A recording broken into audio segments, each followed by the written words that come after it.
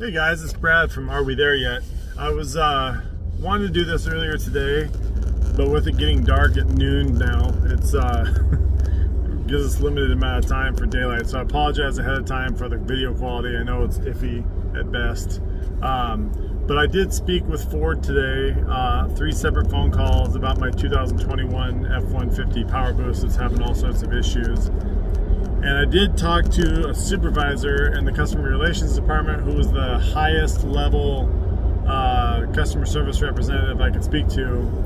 And when she pulled open my Ford Pass app and saw the hundreds, if not thousands, of error codes and TSBs and everything else that this truck's been throwing, she said that she was going to make it her mission in life to get this truck replaced as soon as possible.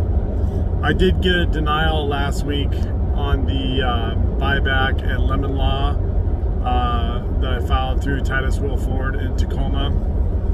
And I'm bringing the dealership's name up because of 2 main reasons. One, the dealership hasn't followed through on any of what they said that they were going to do or promised. And 2, the dealership has a responsibility when you pick up the truck to close out the ticket when they believe that they've resolved the problem, so that the next time you come back, if the truck's acting up again, it counts as a numbered event, and not just leave the ticket open for 6 months and count as one. Even though I've done 7 trips back and forth to the dealership, right now Ford in their computer system is showing that I've only had 1 warranty repair work done, even though the truck spent a total of 35 days at the dealership since I bought it and took delivery on September 10th. So 2 things to talk about here real quick, and I apologize again for the video quality, but Washington State lemon laws, you could literally be a 3rd grader to be able to decipher it. It's pretty simple. It's literally, and I read this earlier today, so I'm not reading it directly from the website, so I'm paraphrasing, but it's if a vehicle comes into the dealership more than 4 times in 24,000 miles or the first 24 months, then it qualifies for lemon law and or buyback options.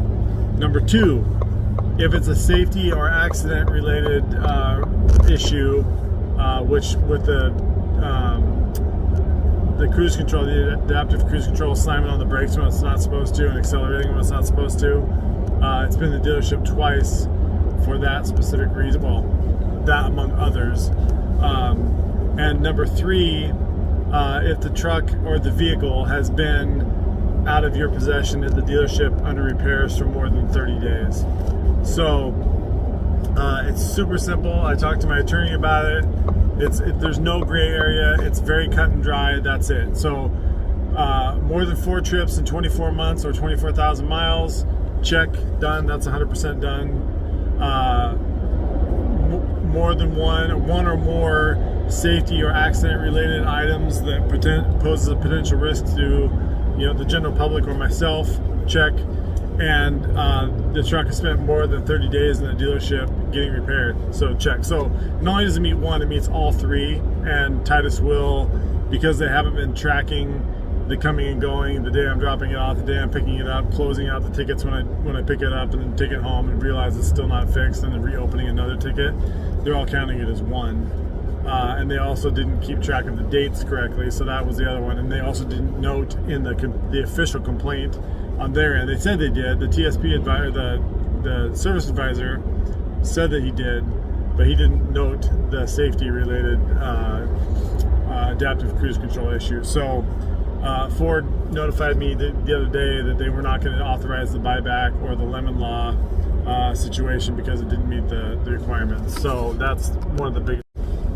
The other big thing, Ford did call today, like I mentioned before, and the supervisor I talked to, she said that she was the highest I could go. She was the highest person I could go that Ford would let me speak to directly. And she said today, after looking at my Ford Pass app and seeing the hundreds of error messages and codes and everything else that the truck's throwing, that she's going to make it her mission to get this truck replaced through lemon law or buyback or whatever it is they need to do. She didn't want to promise anything, but I will say that she was probably one of the best customer service related people I've ever spoken to. So I was at a off the charts pissed off earlier today, and now I'm a little bit more patient. She asked me to give her until middle of next week to come up with a solution, and I said I had no problem with the timeline as long as there was a proactive solution on Ford's part that she was going to implement. So again, just wanted to give you guys a quick update, let you know where we're at.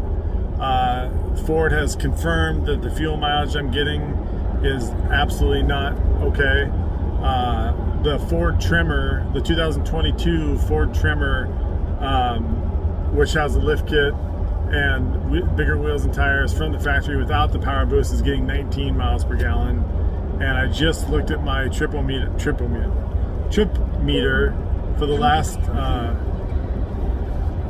6,500 miles. I reset it like the day that I bought the truck, and I'm averaging 15.3. So I got a 2-inch leveling kit, the Fox 2.0 leveling kit, 33-inch BFG all-terrain KO2s, which are fantastic tires, and lighter aluminum wheels, which absolutely make a difference. I had one person make a comment today on my page, or yesterday, saying that the wheels and tires don't make a difference, but I couldn't. Basic physics tells you that that's absolutely not the case. If you put a 300-pound wheel on a truck, or a 30-pound wheel on a truck, you're absolutely going to get better fuel mileage with the lighter setup. So these wheels and tires are 6 pounds per tire and wheel less weight than the stock ones.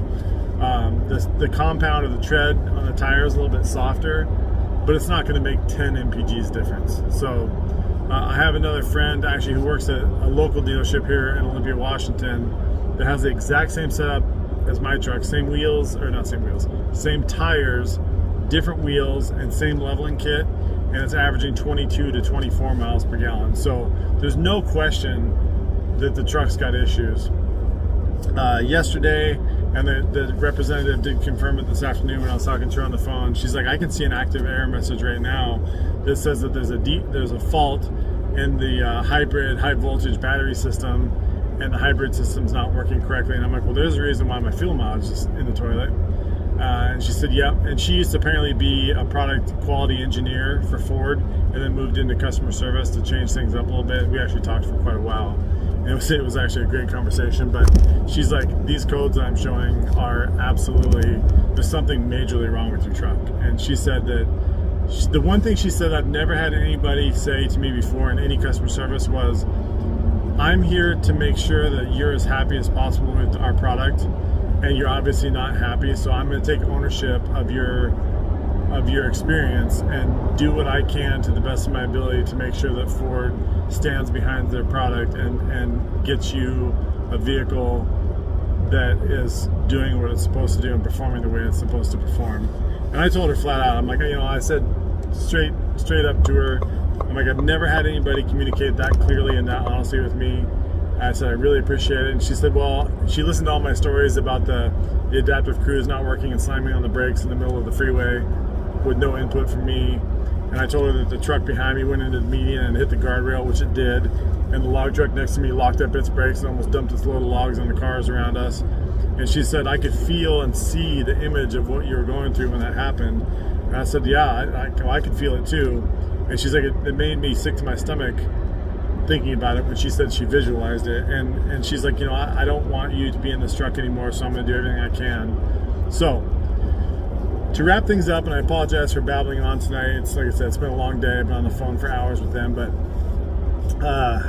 the dealership, I would give a 1-star rating to, just not following through, not tracking things correctly, being difficult when it came to getting loaner cars and getting a replacement for my vehicle while this one was in the shop, and then to find out that they're not tracking the dealer visits the way they're supposed to is beyond me. And one thing I did follow, I was gonna say one other thing. One thing I found out today too from the rep, she said that the only warranty claim that I've had on this truck that's been filed was from Mullinex Ford, where I took the vehicle the day after I bought it, and the week following the purchase, because it's here in Olympia, when I was very first having all the electrical problems and fuel mileage issues. They filed and closed the warranty claim, but Titus Will, who I've been to 6 times since September 14th, to this date does not have any warranty claim open for the truck, It does not show that there's anything wrong with the truck at all in their system. So that's why, the main reason why Ford denied my lemon law and buyback request. So she has submitted to her supervisor all the emails and dates and communications that I sent her between the service advisor at Titus Will and myself, showing the dates that the truck was there. And she's done some background digging and found more information on the truck online that proves that it's been at the dealership for over 30 days, and is also going to call the service manager, which I left a message for today as well, and make sure that he goes into their system and corrects the computer system. So, two little pieces of advice for the general public. Make sure that you talk to your service advisor and ask them if they're opening and closing the tickets when you drop off and pick up the vehicle, so that your stuff is being tracked. We shouldn't have to do this as consumers, but the dealerships get dinged when stuff like this happens by the manufacturers, allocation reasons and whatever else. They'll make every excuse in the book, but they're not in this really for your happiness in a lot of cases.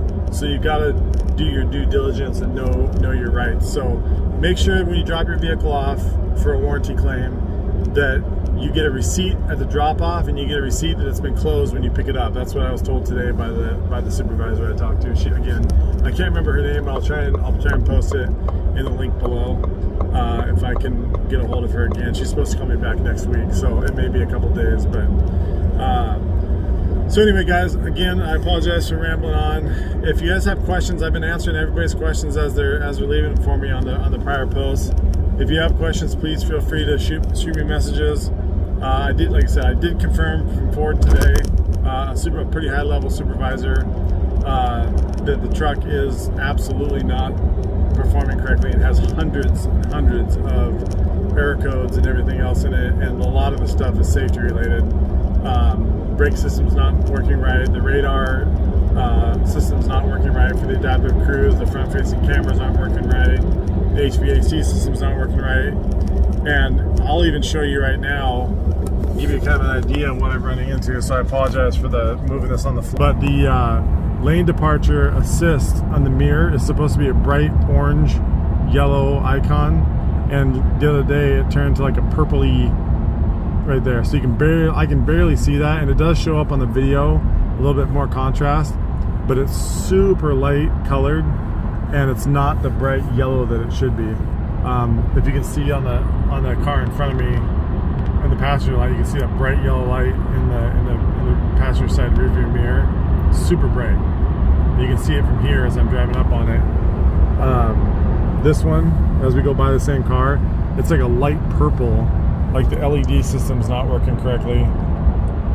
It should kick on right there. You can barely see it, and it's super, super dim.